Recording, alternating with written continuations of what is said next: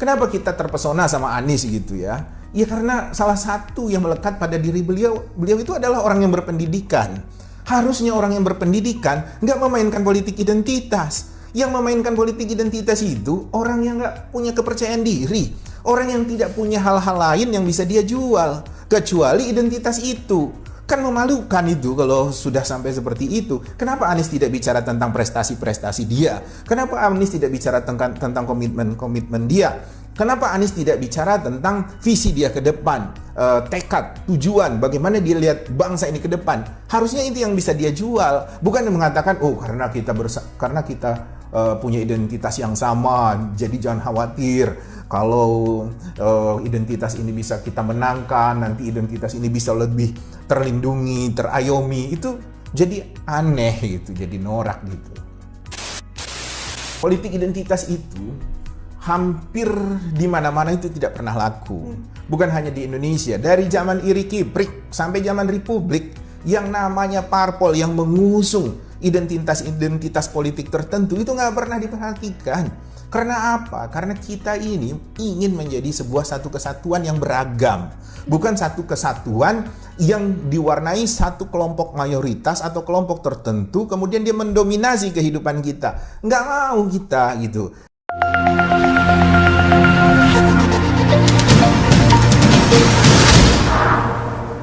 Halo teman Citra Indonesia, kami jamin Anda menang. Kembali lagi bersama saya Putri. Pada kesempatan kali ini kita akan membahas tentang politik identitas. Langsung saja kita tanyakan kepada konsultan kita. Baik Pak, beredar berita bahwasannya Anies mengungkapkan politik identitas ini sah-sah saja. Bagaimana tanggapan Bapak?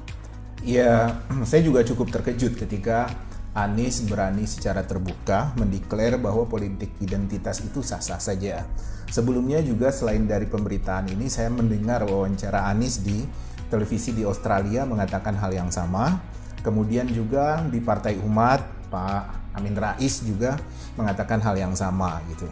Nah, balik ke Anies, beliau mengatakan bahwa apa salahnya kalau memang saya Muslim, saya berkampanye dengan identitas kemusliman saya. Kemudian dia membandingkan dengan ketika ada kandidat perempuan misalnya. Dia mengatakan bahwa dia mengeksploitasi dukungan perempuan gitu. Nah, bagi saya kalau pandangannya seperti itu secara logika sepertinya bisa diterima. Tapi sebenarnya itu salah secara fundamental demokrasi, terutama dalam konteks keindonesiaan kita. Nah, selama ini kan begini Putri, kita seringkali didengung-dengungkan untuk tidak membawa-bawa sara. Apa itu sara? Suku, agama, ras, dan antar golongan. Karena sara ini sensitif, mudah untuk dipantik menjadi pemicu. Kalau kita memainkan isu-isu sara ini, 4 hal ini beresiko buat kebangsaan kita. Memang sah-sah saja kalau dia menganggap itu sebagai identitas. Tapi ketika dia sudah bicara dalam panggung politik, apalagi dipakai untuk kemenangan politik, ini bagi saya sangat riskan, sangat beresiko. Apalagi kalau yang dimainkan itu adalah hal-hal yang berbau agama. Karena yang namanya agama itu memuat kebenaran absolut. Ketika dia mendukung salah satu kandidat yang sama dengan agamanya dengan dia, kita akan melihat bahwa ini akan menjadi sebuah dukungan absolut juga. Nah, makanya kalau kita memainkan isu agama menjadi in group, kemudian out group, itu akan berpotensi mengundang perpecahan gitu. Nah, saya juga sangat kaget kenapa Anies berani untuk mendeklar seperti ini, karena Anies seringkali dia bicara tentang kebangsaan, tentang nasionalisme kita. Dia hafal betul tentang teks-teks yang berkaitan proklamasi dan di era seperti itu, di era 1945. Dia piawai bicara itu. Tapi mengapa Anies membacanya hanya sekedar tekstual gitu loh. Dia tidak bicara tentang, dia tidak memahami secara kontekstual waktu itu. Kita ini kan menjadi Indonesia karena kita tahu bahwa Indonesia ini beragam. Dari Sabang sampai Maroke itu benar-benar beragam. Nah, menjadi Indonesia itu bukan ingin menseragamkan gitu. Kalau misalnya dari Sabang sampai Maroke hijau semua. Sabang sampai Merauke putih semua, biru semua. Bukan itu. Kita melihat keberagaman itu keindahan. Jadi declaration kita bahwa kita sebagai satu bangsa itu, sebagai satu negara itu, satu wilayah itu karena kita menghargai keberagaman itu, menghargai perbedaan itu. Nah, kalau kita mau memainkan politik identitas, berarti kita tidak melihat keberagaman itu. Kita ingin menjadikan ini seragam kelompok kita gitu. Nah, ini sangat riskan gitu. Belum lagi politik identitas itu sebenarnya dimunculkan buat orang-orang minoritas gitu, Putri. Jadi misalnya kalau kamu suku yang kecil di Indonesia atau agama yang kecil di Indonesia, kamu merasa eksistensi kamu itu menjadi terancam sehingga kamu ingin mengatakan ini identitas saya seperti ini, identitas saya seperti ini. Bukan untuk menggalang kekuatan, untuk menggempur, tapi ingin minta diperhatikan dan dilindungi.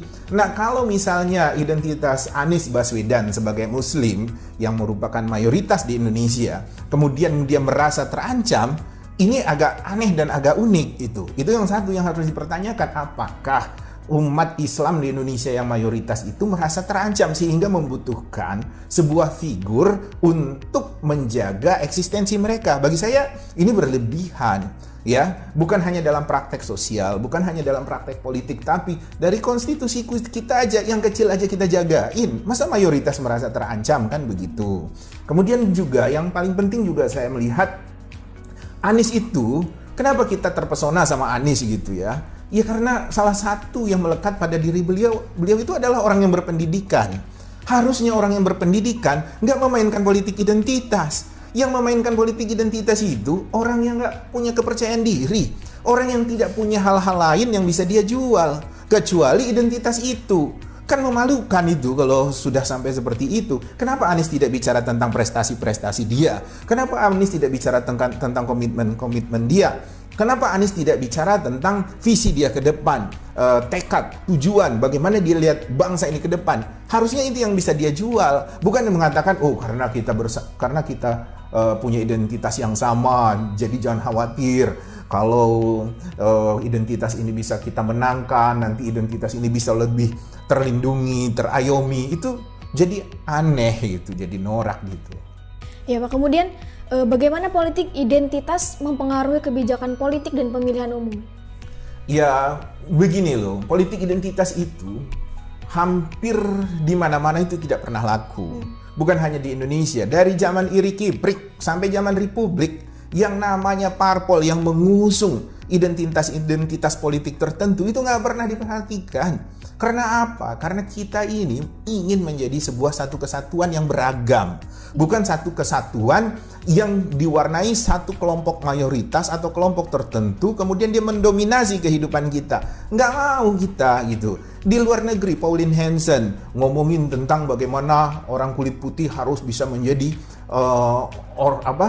warga negara di rumahnya sendiri gitu. Karena dia mau mengambil sentimen kulit putih terhadap imigran, terhadap aborigin segala macam. Dia malah dimaki-maki sama warga Australia. Pendukungnya ada memang 3% gitu-gitu deh. Itu kan orang-orang yang frustasi semua itu gitu. Masa ada tokoh besar, ada tokoh pengen jadi presiden di Indonesia, pingin mengidentifikasikan dirinya seperti Pauline Hanson gitu. Norak gitu. Dan di Eropa, di negara-negara Eropa itu ada juga yang menghembus-hembuskan sentimen identitas semacam ini. Pendukungnya tetap ada, tapi kecil gitu. Karena mereka, mayoritas bangsa kita, masyarakat setiap negara lah, dia tahu tentang konstitusi itu. Mereka tahu bagaimana menjadi sebagai sebuah bangsa, menjadi sebuah negara itu. Nah, jadi saya rasa itu tidak akan pernah bisa efektif lah.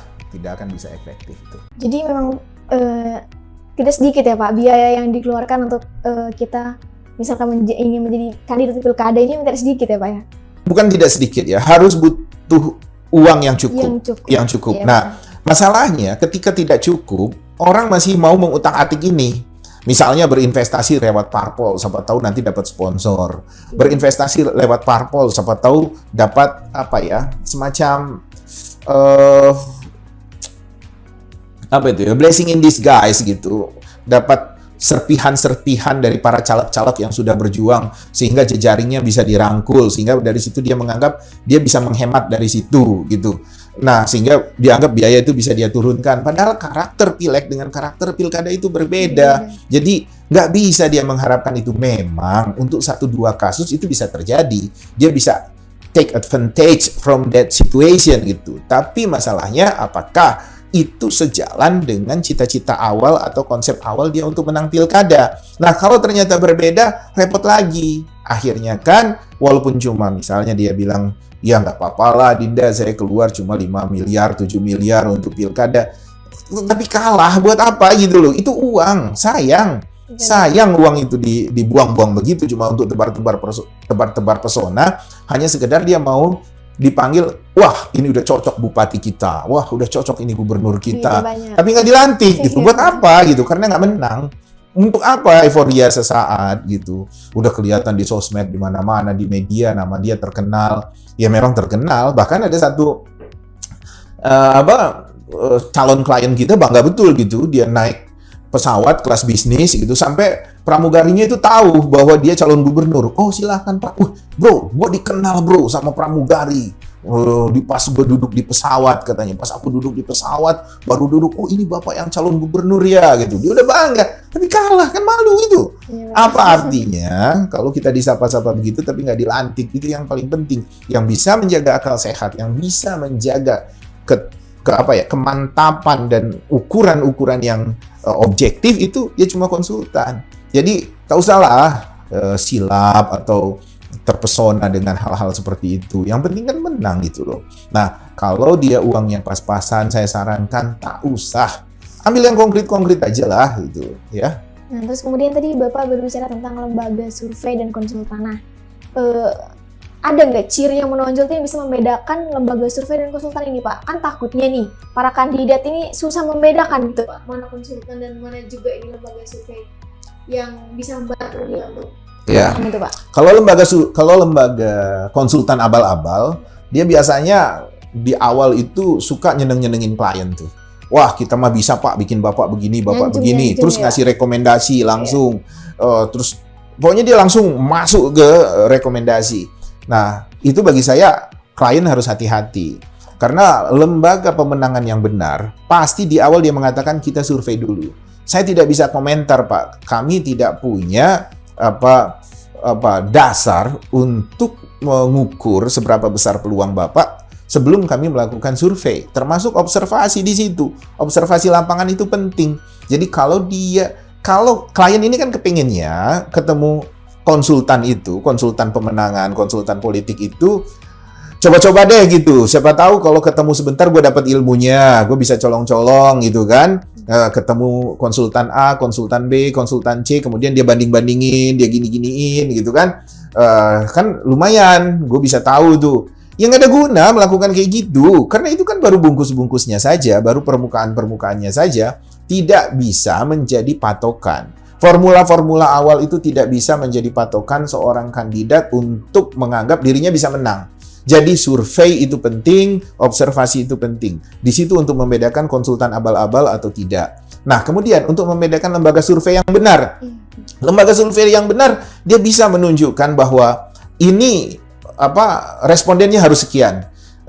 Margin error-nya harus sekian. Ini kalau Bapak cuma membayar kami sekian, nanti hasilnya validitasnya hanya sekian persen gitu. Nah, dia bisa menunjukkan itu, tapi ketika misalnya diminta untuk bagaimana jadi harusnya saya untuk memenangkan pilkada saya. Nah, itu biasanya tuh saya ketemu dengan beberapa teman lembaga survei, mereka standar-standar tuh memberi rekomendasinya. Karena mereka itu, teman-teman survei itu, basic konsepnya, mindset mereka itu adalah frekuensi, angka, kuantitatif. Sementara lembaga pemenangan, lembaga survei itu, konsultan pemenangan itu, dia basicnya adalah combine dari kuantitatif dan kualitatif. Nah, itulah kenapa lembaga survei ketika memberikan rekomendasi dia akan kering. Dia hanya akan berbasis frekuensi. Nah, di situ ketahuan tuh mutu dia sebagai konsultan politik yang keren atau enggak tuh ketahuan. Nah, kemudian berbicara tentang Citra Indonesia nih Pak, butuh waktu berapa lama sih Citra Indonesia ini mempunyai atau memiliki formula yang ampuh untuk kandidat ini, Pak? Ya biasanya kan survei itu secepat-cepatnya itu 2 minggu.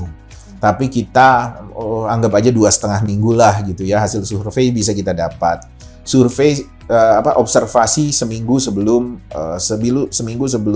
tim survei turun, berarti 3,5 minggu. Nah, kemudian kita cek ulang di lapangan, ya sekitar sebulan lah.